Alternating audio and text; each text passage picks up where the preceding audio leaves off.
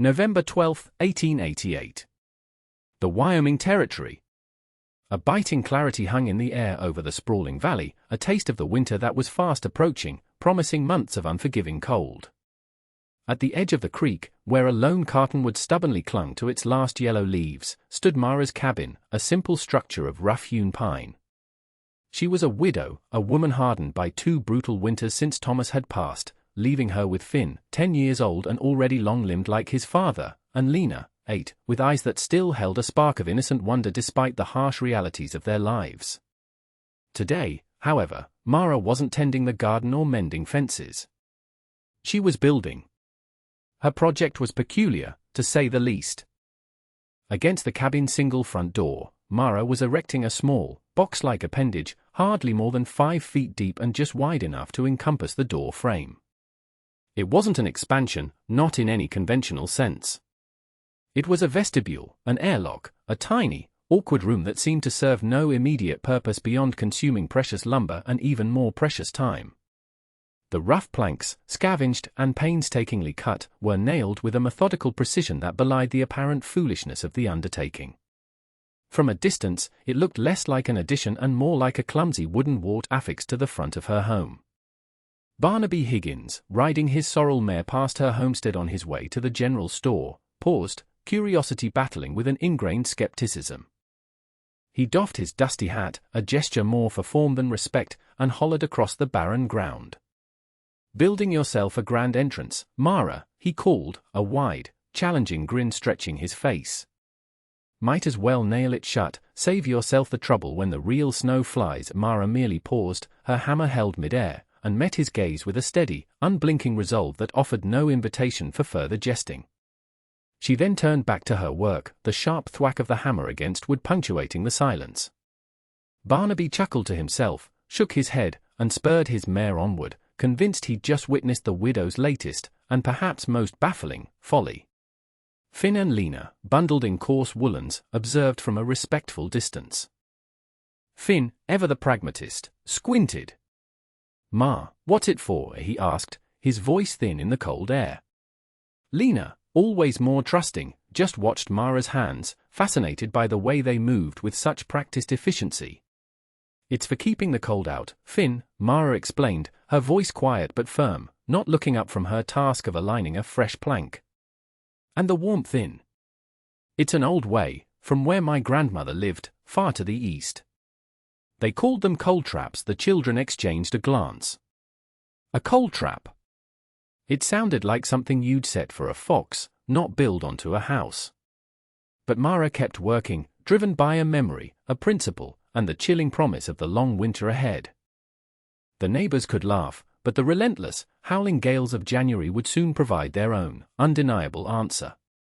She finished the frame, each joint tight, each plank secured, knowing that this small, ridiculed box was the first line of defense against an enemy far more potent than any human scorn, the deep, pervasive cold that could steal life itself. The first layer of defense was up, a rectangular shell, stark and unfinished against the gray sky, waiting for its full purpose to be revealed. The mockery continued, though often unspoken, carried in the knowing glances and hushed whispers that drifted across the sparse landscape whenever a rider passed Mara's place.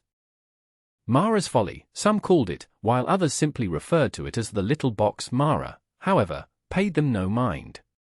Her hands, calloused and strong, moved with a purpose born of necessity and deep-seated knowledge. This wasn't a whim, it was a calculated defense.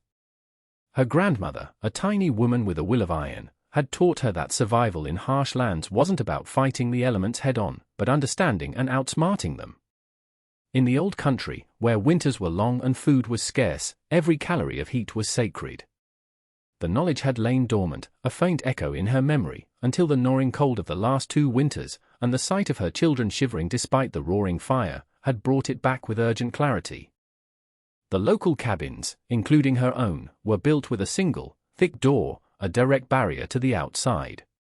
But a single barrier was like a single shield against a battering ram. It held for a time, then buckled. Mara focused on the details. The floor of her coal trap was elevated 6 inches above the ground, resting on thick cedar posts to prevent snow buildup and provide an air gap.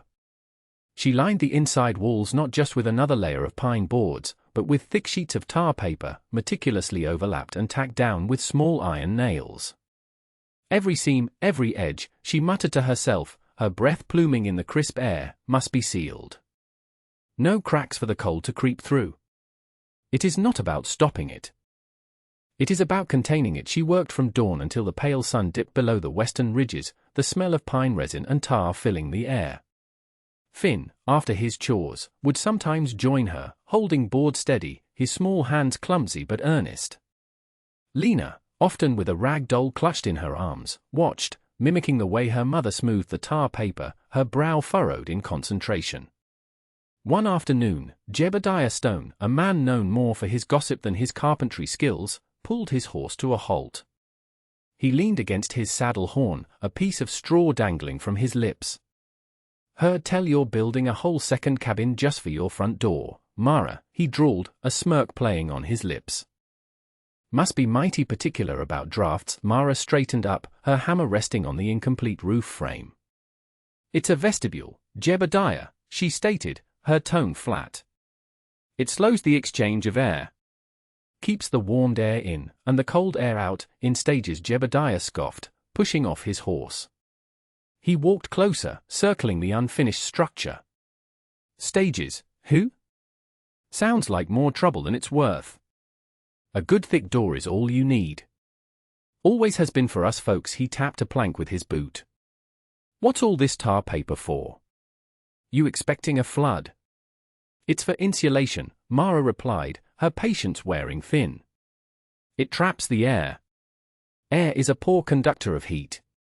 The more still air, the less heat escapes." Jebediah just shook his head, a dismissive wave of his hand. "Sounds like book learning to me. Out here, we trust what we can see, what we can feel. And I feel a whole lot of extra lumber and work for a problem a good fire usually solves." He paused, then added, "Just hope you got enough wood cut for 2 fires this winter, Mara. You'll be needing it." With another condescending chuckle, he mounted his horse and rode off, leaving Mara to the quiet, determined rhythm of her work. She knew their skepticism wasn't malice, merely ignorance born of tradition. But ignorance could be a deadly companion in the unforgiving embrace of winter. Her focus sharpened, each nail driven, each seam sealed, a silent argument against the prevailing wisdom.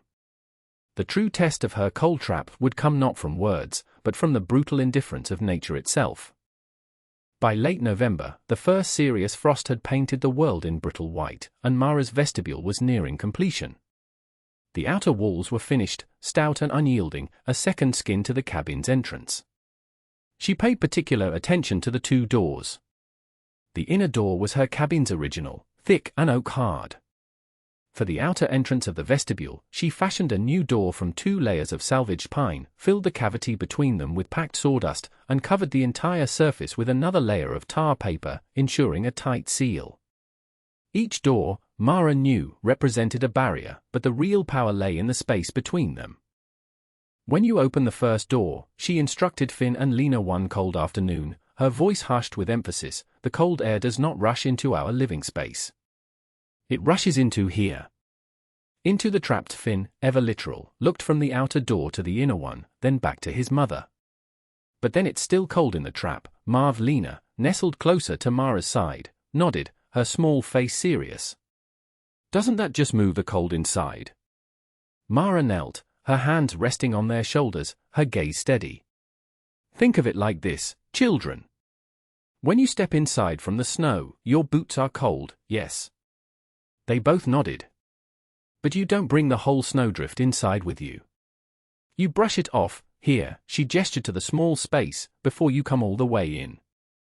This room does the same for the air." She paused, ensuring they understood. "The cold air enters the trap. Then, we close that outer door quickly.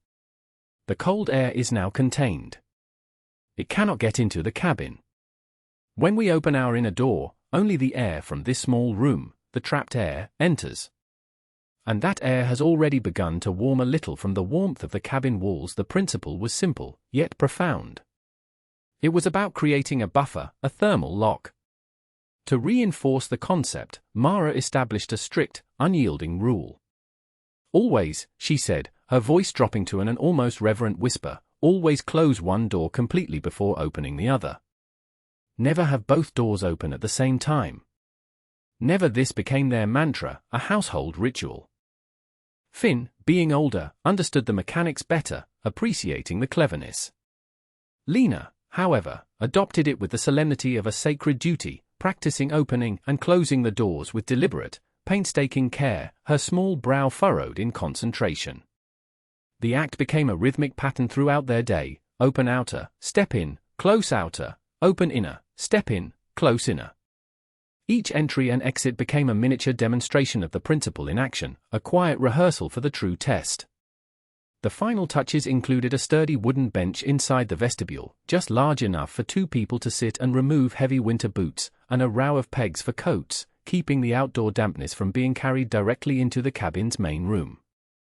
Even the air within the small space felt different, less harsh than the cutting external atmosphere, yet distinctly cooler than the cabin's interior. It was a liminal zone, a practical antechamber. Barnaby, riding by again a few days later, merely grunted, seeing Mara adding a second, smaller door. He called it Mara's double-door contraption, convinced she was merely multiplying her efforts for negligible gain. But Mara knew better.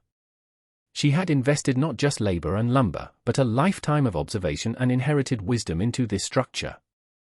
The weather would soon become the arbiter, and she was prepared to let the rising wind and plummeting temperatures speak for themselves. The lessons of heat transfer, of still air, and of controlled flow would soon be tested not by skeptical words, but by the raw, brutal force of a Wyoming winter.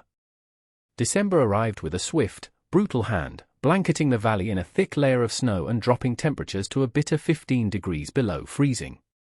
The true work of the vestibule began. Mara noticed the difference immediately.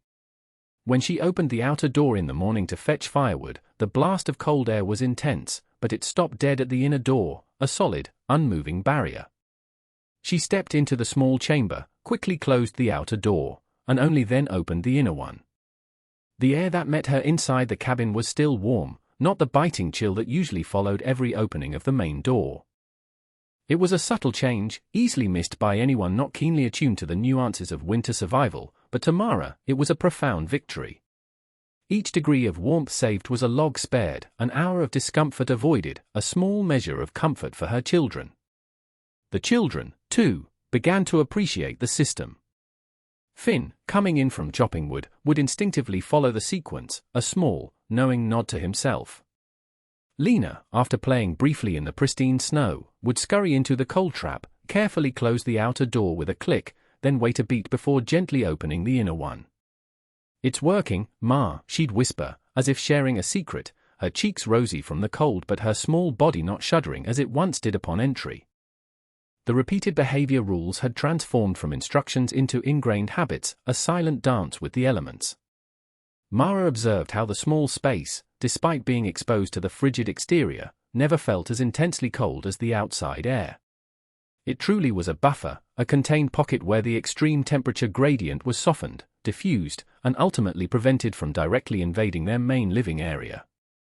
Outside, the first serious blizzards began to rage. The wind roared down from the mountains, a relentless, icy force that stripped heat from poorly sealed structures. Mara heard the faint moans of it against her cabin walls, felt the shuddering of the logs, but the interior remained remarkably stable. She performed a simple, yet telling experiment. With a small, basic mercury thermometer, she measured the temperature directly outside her main cabin door, inside the vestibule, and then inside her cabin. The outside reading hovered at a brutal -10 degrees Fahrenheit. Inside the vestibule, even after the outer door had been opened and closed, it registered a surprisingly mild 10 degrees Fahrenheit, a 40-degree difference with the exterior air, simply by virtue of its contained volume and surrounding cabin warmth. And inside the main cabin, near the inner door, the thermometer held steady at a comfortable 55 degrees Fahrenheit, a full 45 degrees warmer than the vestibule, and a staggering 65 degrees warmer than the savage outside. This simple numerical proof was a powerful affirmation. It was not magic, it was physics. The still air, the multiple barriers, the careful sealing, each element worked in concert. Every time the outer door opened, a small amount of cold air entered, yes, but it immediately began to mix with the slightly warmer, trapped air. When that door closed, the cold air was isolated, unable to sweep directly through to the interior. The heat radiating from the cabin's inner wall even began a slow, subtle warming of the vestibule itself, further reducing the thermal shock when the inner door was finally opened. The woodpile, usually diminishing rapidly by mid-December, seemed to last longer. Mara could feel it, the sustained warmth inside, a resilience her cabin had never known before. This wasn't just a structure, it was a strategy, a quiet defiance against the biting breath of the wild. The true test, however, was still to come. Just before Christmas, a monstrous cold front descended upon the territory, an event locals would remember for years as the Great Freeze of '88. Temperatures plummeted further, reaching an unprecedented -25°F for 3 consecutive days. The air felt like shattered glass, and even a brief exposure to it could be perilous. Water in buckets froze solid within minutes. The ground rang like iron underfoot. Survival became a minute-by-minute calculation for every homestead in the valley. The usual routes to town were impassable, roads buried under drifts of hard-packed snow, making communication and resupply impossible. Every family was on their own. Mara's cabin, however, held firm. Inside, the fire in the hearth burned steadily, not frantically. The thermometer, dutifully checked by Finn each morning, consistently showed the cabin maintaining a temperature in the low 50s, a stark contrast to the deathly chill outside. The vestibule became their small, heroic champion. Each time one of them stepped into its confined space, the sharp intake of breath at the outside cold was muffled, contained, by the quick closing of the outer door. The inner door, when it finally opened, revealed not an invading icy draft, but a mere whisper of cool air, easily conquered by the cabin's ambient warmth. "It's like a warm hug," Lena once declared, her small hands rubbing her arms, as she stepped into the cabin after bringing in a basket of ice-crusted kindling. Side vignettes confirmed the wisdom of Mara's design. From a distant neighbor, Martha Olson, who lived a few miles north, word eventually trickled down through a daring trapper who managed to make his way across the drifts. Martha's family, like many others, was burning through their firewood at an alarming rate, desperate to keep their small cabin from freezing solid. Her youngest child, barely 2, had developed a hacking cough that worsened with every opening of their single door. They were rationing warmth, huddling under blankets even by the fire, their faces pale and drawn with the constant battle against the encroaching cold. The trapper spoke of ice forming on the inside walls of Martha's cabin, of a ceaseless, pervasive chill that seeped through every crack and crevice, defying even a roaring fire. Her single door, for all its sturdy oak and thick hinges, was a thermal breach, an unavoidable gateway for the outside's brutal assault. Mara listened to these grim reports, her heart heavy with empathy, but also fortified by a quiet, fierce satisfaction. Her cold trap, once the subject of hushed jokes, was now their shield. It wasn't just about comfort, it was about health, about conserving precious resources, about mitigating the constant, energy-draining struggle against the cold. The dramatic drop in outdoor temperature had served not as a defeat, but as a powerful, undeniable proof of concept. The numbers she had measured earlier in the month were holding true, amplified by the extreme conditions. Each time the door cycled, a measurable quantity of warmth was preserved, accumulating over hours and days into a significant, life-sustaining difference.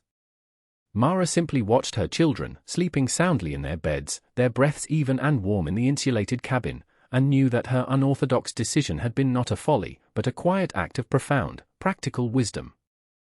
The Great Freeze raged, but inside their small home, a steadfast warmth persisted, a testament to the power of a simple, well-understood principle. The Great Freeze finally began to recede, leaving behind a landscape scoured clean by wind and cold, and a community both relieved and utterly exhausted. The ordeal had been severe, a brutal culling of unpreparedness. As the first pale sun rays gained a sliver of warmth, Barnaby Higgins, his face gaunt and his usual swagger replaced by a weary grimace, rode slowly towards Mara's cabin. His own home, like many others, had suffered. A burst water pipe, a constantly dwindling woodpile, and a wife battling a persistent cough were the tolls of the unprecedented cold. He'd heard whispers from the trapper, vague accounts of Mara's cabin remaining surprisingly tolerable during the worst of it. Curiosity, edged with desperation, finally compelled him to see for himself. He dismounted, tying his horse to the hitching post, and approached the little box Mara had built. He eyed it with a mixture of disdain and a grudging, nascent intrigue. It still looked odd, an unnecessary appendage. He knocked, a hesitant rap on the sturdy outer door. Mara answered, her face calm, though her eyes held the residual weariness of any parent who had just navigated such a crisis. Finn and Lena peered out from behind her, their cheeks still rosy, their clothing still thick, but without the pinched, drawn look Barnaby was accustomed to seeing on children after such a severe winter snap. "Barnaby," Mara greeted, her voice even, offering no hint of triumph or "I told you so." "Come in." It's still cold out. Barnaby stepped into the vestibule, a tangible wave of frigid air following him. He instinctively shivered, his hands stuffing deeper into his pockets. "So your smoke still rising steady, Mara," he said, his voice hoarse. "Figured you might be doing better than most." He looked around the small space, the tar-papered walls, the neatly stacked kindling by the outer door. He noticed the lack of a direct draft. This contraption of yours. "You still closing one door before the other?" he asked, a hint of his old mockery returning, though it was now hollow, lacking conviction. Mara nodded. "Always," she confirmed. "It's the rule. See for yourself." She gestured to the outer door he had just closed, then to the inner door leading into her cabin. "Here," she offered, holding out a small, glass thermometer. "This is the temperature in here, in the traps as you call it." Barnaby took the thermometer, his brow furrowed. His eyes widened slightly. 10 degrees above zero, he muttered, almost to himself. "Still cold, but warmer than outside by near 40 degrees, he frowned, tapping the glass. "And the air, it's not rushing in like a gale. It's just still now. Watch," Mara instructed. She opened the inner door, revealing the warm, inviting interior of her cabin. The air that flowed out was gentle, a breath of comfortable heat, not the usual sudden chill. She placed a second thermometer just inside the main room. It read a startling 58 degrees Fahrenheit. Barnaby's jaw dropped. 58 degrees, he exclaimed, his voice incredulous. "In the cabin? My own hearth barely keeps mine above freezing, and I've been burning twice the wood. And the draft, when my wife opens our door, it's like a hole to the Arctic right into the house." He walked into the main room, almost tentatively, as if expecting the warmth to be an illusion. He felt the air, a palpable difference. He looked back at the small vestibule, then at Mara, a complex mix of shame and dawning comprehension on his face. "So, this little box," he began, no longer with mockery, but genuine bewilderment, "it actually traps the cold? It slows it down enough that the main heat isn't just sucked out?" Mara explained again, patiently, simply. "It's about slowing the exchange of air, Barnaby.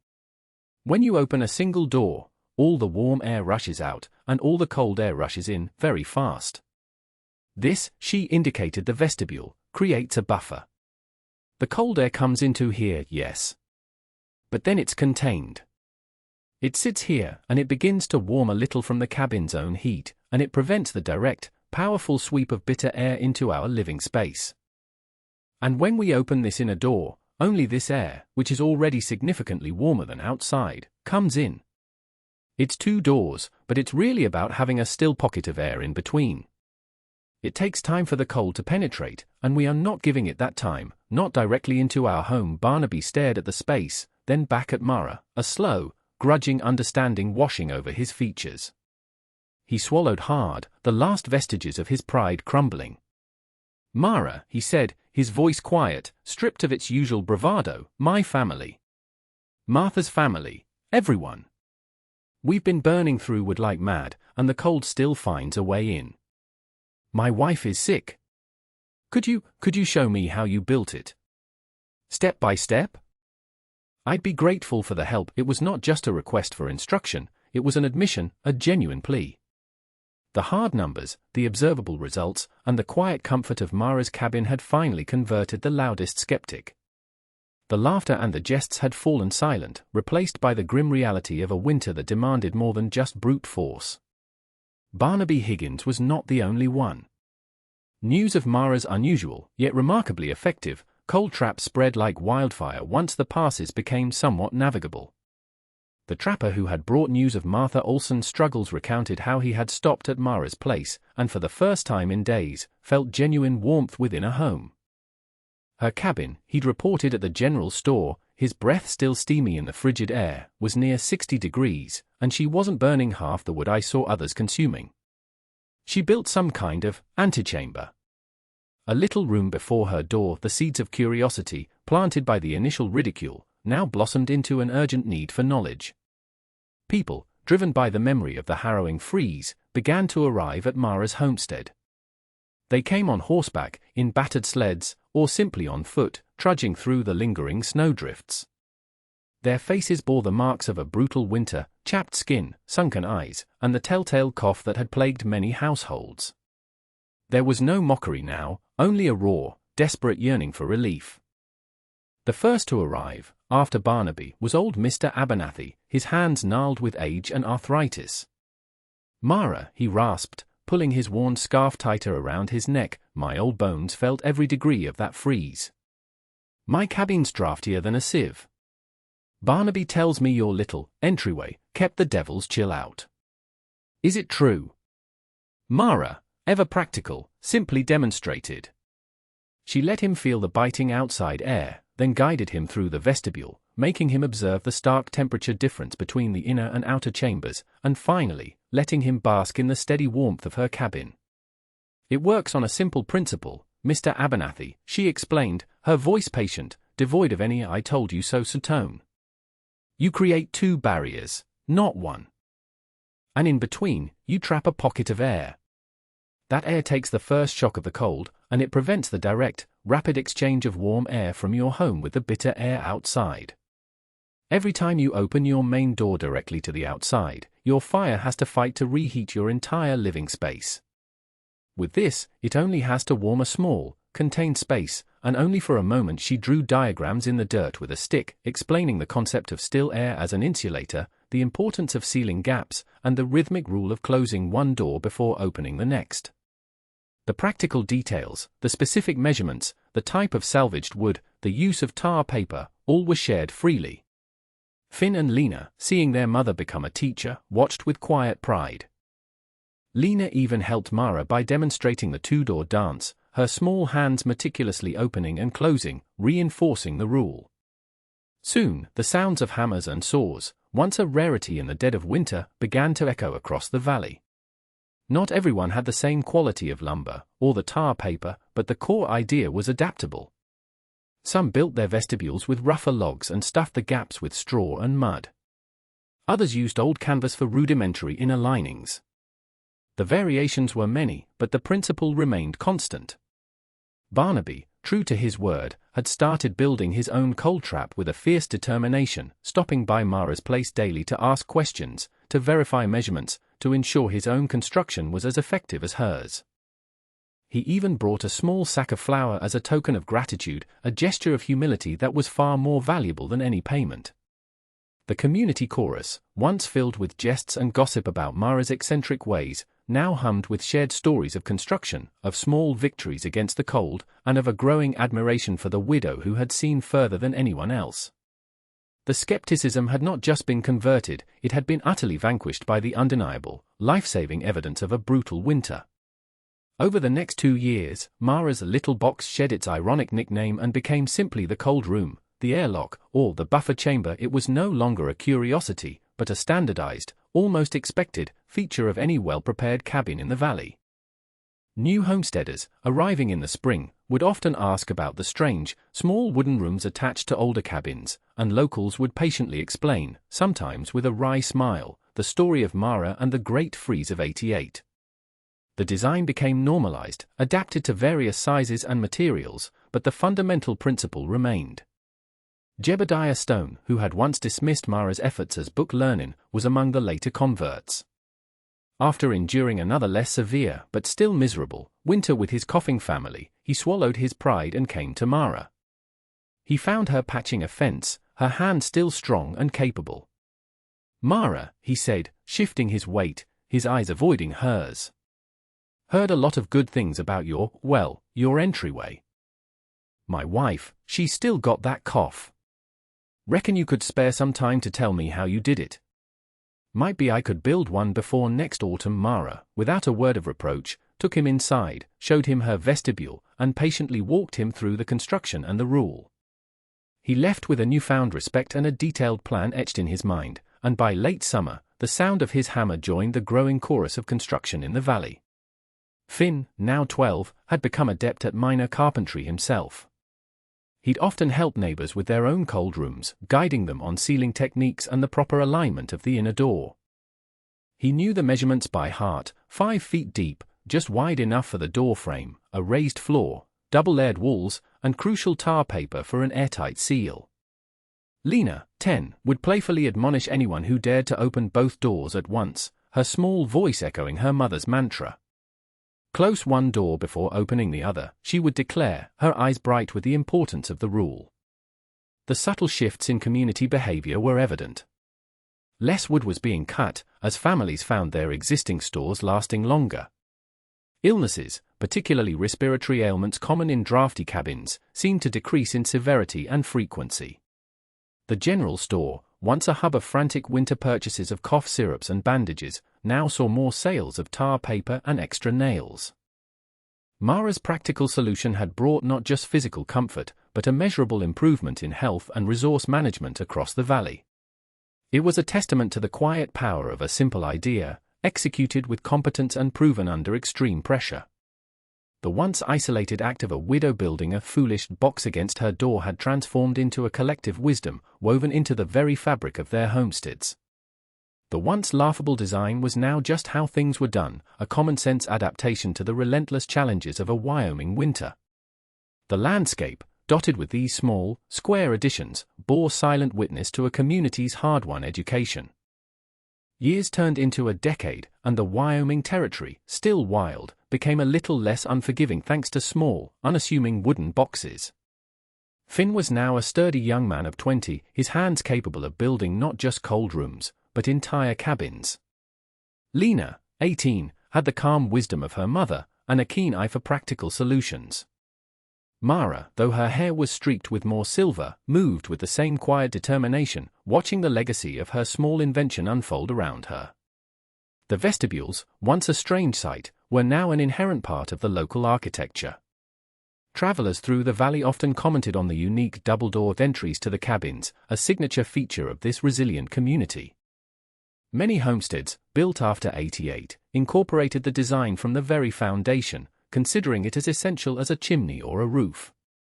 The impact was profound and measurable. A particularly harsh winter in 1895, though not as extreme as the Great Freeze, saw temperatures consistently below zero for weeks. Yet, the stories that emerged were different. Fewer cases of severe frostbite were reported. The local doctor, a stern man named Dr. Alastair, noted a significant drop in winter pneumonia and bronchitis among children and the elderly. He attributed it directly to the improved internal temperatures and reduced drafts in the homes.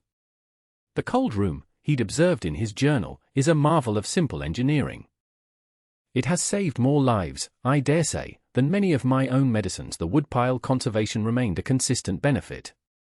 Families spoke of burning a third, sometimes even half, less wood than before, allowing them to allocate precious resources to other necessities or simply to build a larger reserve for unexpected emergencies. The constant, energy-draining struggle against the cold was lessened, freeing up mental and physical energy for other pursuits. Children grew up knowing the two-door rule as an instinct, a fundamental law of the household, much like closing a gate to keep livestock in. They learned it not from punishment, but from seeing its clear, observable benefits. Mara's own cold room, still attached to her original cabin, stood as a testament to her foresight. The cedar posts remained solid, the tar paper still offered its silent protection, and the two doors, worn smooth by countless openings and closings, still performed their crucial dance. It had outlasted many of the men who had mocked its construction.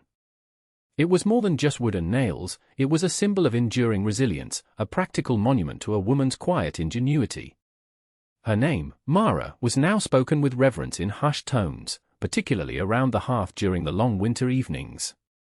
She was the one who had seen what others could not, who had dared to build against the prevailing wisdom, and who had ultimately provided a simple, elegant solution that changed the very rhythm of winter survival in the valley. By the turn of the century, Mara had become an elder of the valley, her hair now fully white, her hands still nimble though a little less strong.